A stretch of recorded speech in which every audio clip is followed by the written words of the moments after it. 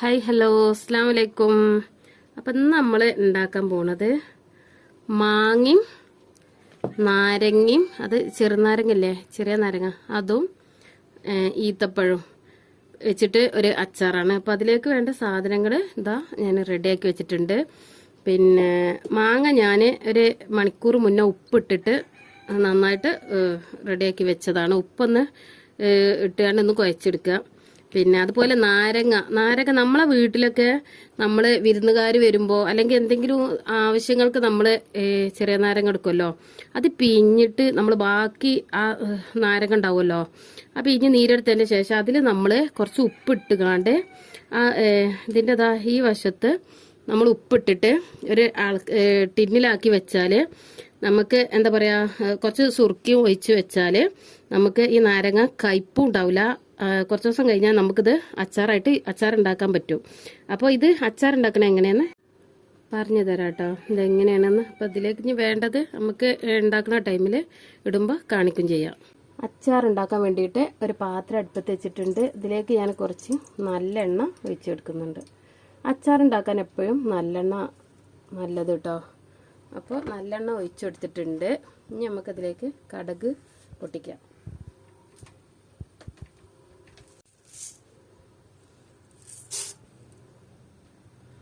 കടുക് ഇട്ട് കൊടുത്തിട്ടുണ്ട്.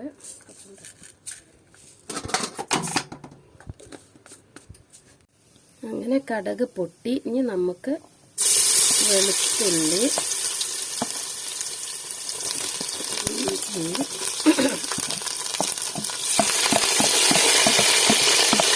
കറിവേപ്പില, മുളക് ഇതെല്ലാം കൂടെ നമുക്കൊന്ന് നന്നായിട്ട് മൂപ്പിച്ചെടുക്കണം.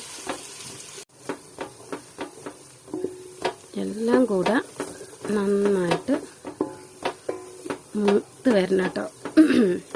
നല്ലെണ്ണ ഒഴിച്ചിട്ടേ ശങ്കിന് ചെറുതായിട്ടൊരു കാറില്ല, അതാണ് സൗണ്ടിനൊരു ചെറിയ പ്രശ്നം.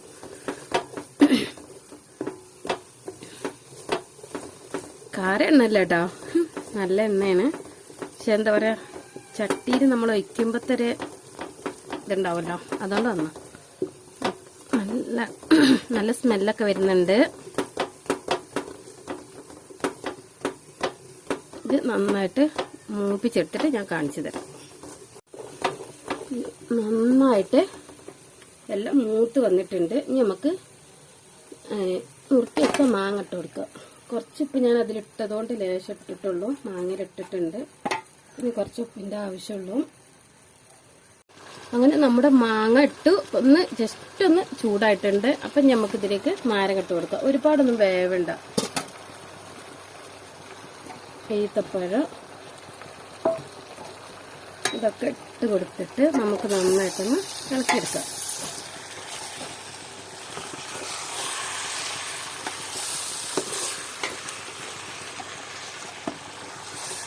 ഇതിലേക്ക് കുറച്ച് മഞ്ഞൾപ്പൊടി ഇട്ട് കൊടുക്കാം കേട്ടോ.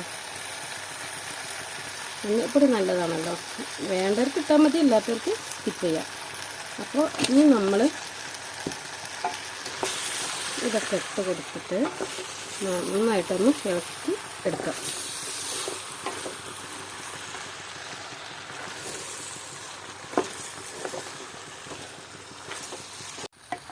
ഇതാ എല്ലാം നന്നായിട്ടൊന്ന് ഹാഫ് വേവായിട്ടുണ്ട്. ഇനി നമുക്കിത് ഇറക്കി വെക്കാം.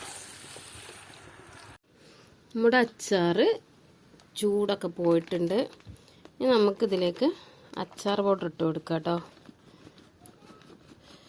ചിലർ ഉലുവ, കടുക് അങ്ങനെയൊക്കെ വറുത്ത് പൊടിച്ചൊക്കെ ഇടാറുണ്ട്. ഞാൻ അങ്ങനെയും ചെയ്യാറുണ്ട്, ഇങ്ങനെയും ചെയ്യാറുണ്ട്. രണ്ടായാലും കുഴപ്പമില്ല, നല്ല ടേസ്റ്റാണ്.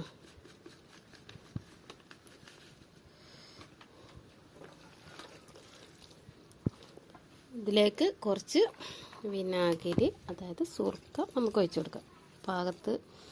പാകത്തിനാക്കിയിട്ട് ഒഴിച്ചു കൊടുക്കാം.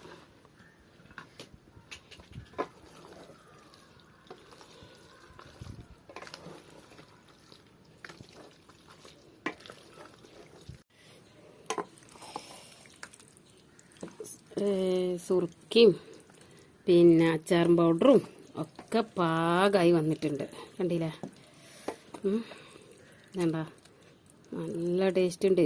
പിന്നെ മാങ്ങൻ്റെ പുളിയും ഈത്തപ്പഴത്തിൻ്റെ മധുരവും പിന്നെ ഉപ്പിൻ്റെ ഉപ്പും എന്താ പറയുക ചെറുനാരങ്ങൻ്റെ ചെറിയ തോതിലൊരു കയ്പ്പ് ഇതെല്ലാം കൂടെ ചേർന്നിട്ട് നല്ലൊരു അടിപൊളി ടേസ്റ്റ് കേട്ടോ.